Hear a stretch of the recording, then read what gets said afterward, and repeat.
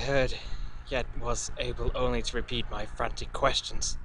Around me were the tombs and the darkness and the shadows. Below me, some peril beyond the radius of the human imagination. But my friend was in greater danger than I.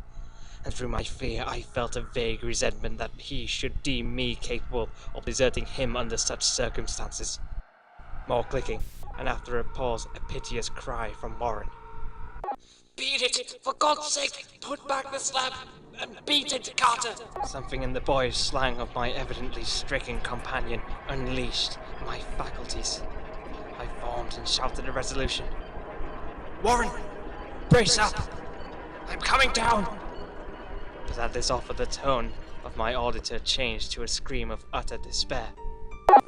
Don't! You can't understand! It's too late! My own fault! Put back the slab and run! There's nothing else you or anyone can do now! The tone changed again, this time acquiring a softer quality, as of hopeless resignation.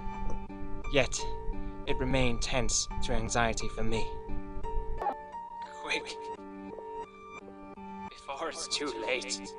I tried not to heed him, tried to break through the paralysis which held me, and to fulfill my vow to rush down to his aid. But his next whisper found me still held inert in the chains of stark horror. Carter! Hurry! It's no use. You must go.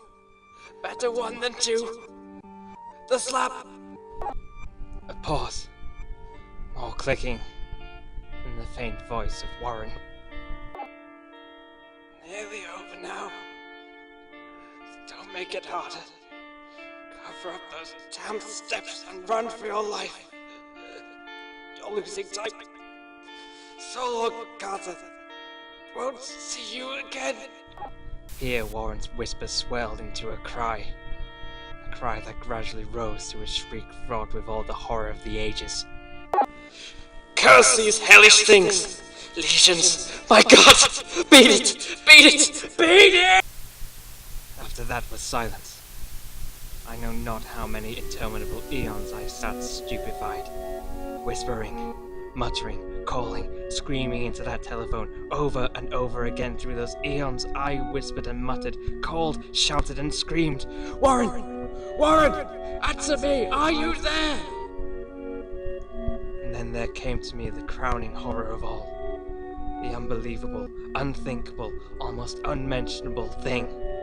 I have said that eons seemed to elapse after Warren shrieked forth his last despairing warning, and that only my own cries now broke the hideous silence.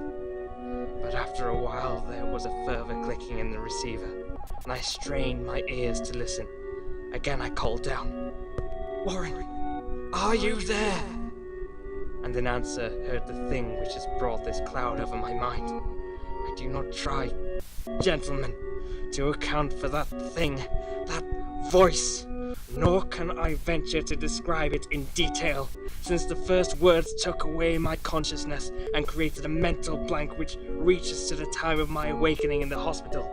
I shall say that the voice was deep, hollow, galanchinous, remote, unearthly, inhuman, disembodied. What shall I say? It was the end of my experience, and as is the end of my story, I heard it and knew no more. Heard it as I sat petrified in that unknown cemetery in the hollow, amidst the crumbling stones and the falling tombs, the rank vegetation and the miasmal vapors. Heard it well up from the innermost depths of that damnable open sepulchre, as I watched amorphous, necrophagous shadows dance beneath an accursed waning moon. And this is what it said.